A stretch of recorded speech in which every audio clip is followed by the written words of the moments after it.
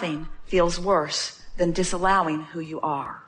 And feeling unworthy, not believing in who you are, is the most significant, pressing, most often offered defiance of who you really are. It's what people chronically do, disallow who they really are.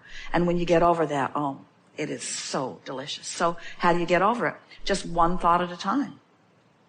Why do you think that you don't believe in your well-being or in your goodness?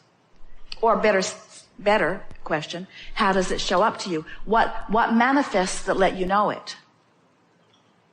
Not letting the energy flow is what exhausts you. When it flows, it's exhilarating, you see.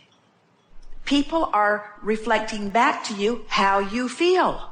They're not reflecting back to you who you are. They're certainly not reflecting back to you who you really are. All they're doing is giving you feedback about how you feel. Doesn't that make it feel different? In other words, I don't feel that I'm good enough, and you are confirming that you don't think I'm good enough, but the reason you don't think I'm good enough is because I don't think I'm good enough. We're just caught in this spiral, aren't we? So you need to start thinking I'm good enough so that I can feel that I'm good enough. Doesn't work that way, does it? So we'll ask you some questions. Do you think it's possible that you can feel differently about yourself than you have before? Do you think that sometimes you are sure that you're good enough? Do you think that that feeling is really more about your alignment with your inner being than anything else? Do you think that you have the ability to align with your inner being eventually on most subjects? Do you think that some subjects are easier than others? Do you think that it would be prudent to spend a little time on those easy subjects?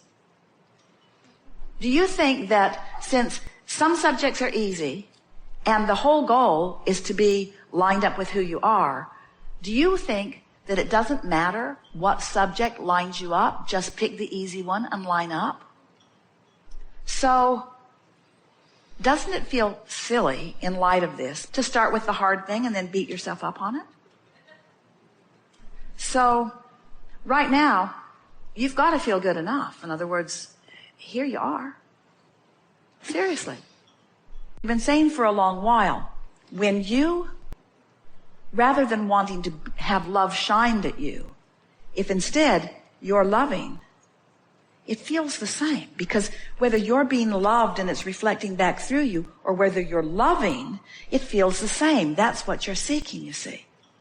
People are wanting to be loved. Everyone wants to be loved. Because when someone holds you as their object of attention and they're in sync with this source energy, oh, it feels so good as it floods all over you. And then you want it all the time. But to be dependent upon someone else to flood it to you, then sometimes they go to work, or sometimes they give their attention to something else, and then you feel like a puppet that someone has let go of the strings. Because who you really are and what you really know is in complete confidence and acknowledgement of the wholeness that is you. And when you deviate from that thought, it feels awful. In other words, everything that you feel in any moment is only about how true to yourself you're being or not, how much of who you are allowing or not. And there are so many reasons that people find to disallow. Many people stand, let's just take the subject of physical well-being. Many people stand in a place where they either have strong fear that something might go wrong, or a determination that they're going to hold it away. And in either case, that's resistance. But when you reach this place where you're not pushing against anything, but instead trusting that whatever comes you can line up with, that anything that needs to be healed will send a rocket of expansion that is delicious when you allow yourself to receive it fully. The attention to what needs to be healed holds you in the vibration that disallows it, where the very fact that something needs to be healed has put a solution to which we are giving our undivided attention. So the very word something needs to be healed is just addressing the vibrational gap between what's really going on and what you're letting go on. The problem or the sickness or the thing that needs to be healed has a solution or a wellness or an expansion counterpart. And so the solution is so viable and so wanted and so important, but cannot really exist without the problem. So the key is to let life create the solution and then line up with it as consistently and completely as you can.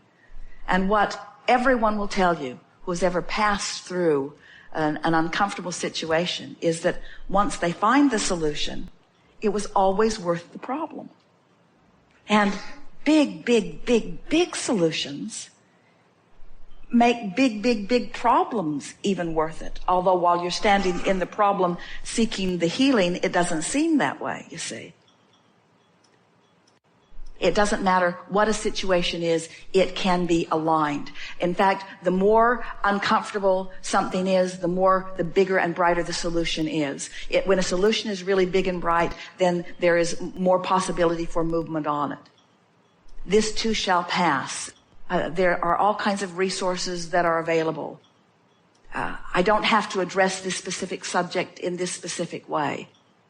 I'm feeling the ease of my general focus. I like feeling that I can control the way I feel by focusing my thought. It is satisfying to me to realize that just by talking to myself and focusing in the way that I am, or that I can at any time, that I can relieve discomfort and come into a better feeling place.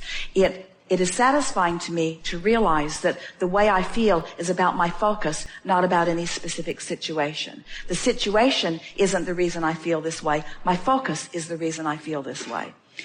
Because my focus is the reason I feel this way, then it is never necessary for me to ever feel bad because I always have the ability to focus.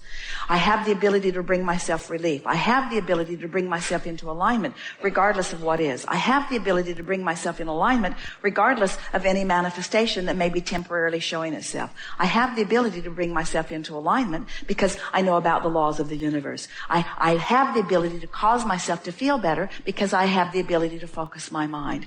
I like knowing that as I find this general place where I am generally feeling discomfort, but it's much less acute than it was before, that I am in a vicinity where I can feel better and better. I like knowing about the laws of the universe. I like knowing that there are no exceptions to the laws of the universe.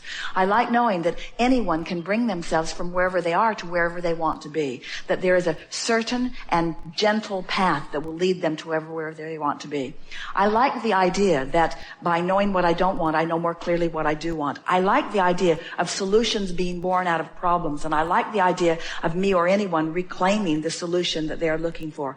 I like the idea that solutions are expansion, and that solutions and expansion come on the heels of sometimes things that are not so uncomfortable. It makes me realize that there's nothing that I ever need to fear and hold fear that is going to sweep over me, or hold off as if I could hold it off, that I am now in a position where I understand that I can just take life as it comes. I never get it done, and I can't get it wrong. So when something comes that feels wrong, because it isn't done, it doesn't have to stay wrong, because the wrongness of it creates the rightness of it, and I have the ability to focus myself in the direction of the rightness of it. So I have the ability to be weller or righter or feeling better than I ever was before the wrongness came. There's never a reason for anything to envelop me or to take me over or to take me out unless I choose for that to be. I am the creator of my own experience. Everything that I have chosen is for the purpose of what's in my vortex. There are all kinds of things in my vortex that I don't even realize that I put there, that in combination have caused different things to happen. I actually am calling things through me, and in calling them through me for the purpose of using my conscious ability and my emotional guidance system to line up with them, so that I can understand that I'm the creator of my own experience. I'm playing life in a really big game, and the stakes get higher and higher and higher and more fun when you're you're really good at creating and you've created everything in the world that you can think of, why not find some way to bring yourself to a new and deeper emotional level so that you can, in a very sensitive way, discover newness in life that you've never been able to discover before. I've witnessed so many people who have moved through things like this, who are richer and deeper and living better lives than they've ever lived before, who will say again and again, I wouldn't give that experience up for anything because of the expansion that I've discovered. Expansion that I do not believe I would have discovered in any other way, or at least not as quickly or as profoundly. There is never a reason for me to fear or worry about anything. Everything is always working out for me. I came to be a deliberate creator, and a deliberate creator I be. I came to be a joyous deliberate creator, and a joyful deliberate creator I be. There is never a reason for me to ever fear anything or to be guarded against anything. It's just this wonderful mix of life experience that's giving me opportunities to expand and to reclaim constantly my newfound beingness of who I am. I embrace life in all of its contrast because I know in all of it there is only joyful expansion that has been set up for me. When you get tuned in to who you are and you're looking out at the world, your appreciation of others is palpable. And the inspiration to offer the words is too. Their readiness to hear your words is their deal, not your deal. So in the same way, so there are people that you want to assist. What you want to do is let the soothing flow through you, to let the appreciation flow through you. The fastest way to help anybody, no matter what, is to find some aspect of them that you can genuinely appreciate. When you say, Abraham, what's the thing that could be most appreciated in this moment or in this moment or in this moment? We say, now you are assisting with healing. You feel the difference? Appreciation is your tool. In order for you to appreciate, you have to be in the vortex, hooked to the stream where you've got something to give. So it's a sort of circular thing that's going on. If you're determined to appreciate, then you're determined to be in the vortex. And when you're in the vortex, you've got something to give. But if you're a servant that's wanting to heal, now you're looking for a problem. You find a problem. You're not in the vortex. You can't help it. So looking for things to appreciate. So your work is to find anything in your vicinity or in your recent or distant past, anything that you can appreciate. Anything that you can appreciate. Everybody has a vortex. Everybody has a vibrational relationship to the vortex. And you can't, this is the thing that Esther's just figuring out. She can't ask Barbara to fix something so that she can feel better. Barbara can't give it to her. Karen can't give it to her. Mark can't give it to her. Mike can't give it to her. All these lovely people that are around, all they can do is move things around. Maybe distract her, but they can't. In other words, it's not their job to soothe Esther, and it's not your job to soothe anybody else. You live through the clarity of your example, you see. And so, when you have a desire to tune into who you are, and you do it on a really regular basis, then it's like you can't give alignment to anyone else. You can just confirm their alignment or their misalignment. And if you're aligned and they're not, they can't find you. And for you to find them, you got to be out of alignment, and then you can't help them. Isn't this interesting? This business of service is so interesting because the people that you seek to serve are on a different wavelength than you are when you're in alignment. And so it's just your personal inside job. People say, oh, Abraham, you teach selfishness. We say, yes, we do. You've got to be selfish enough to find your alignment, and then those ready for you will show up.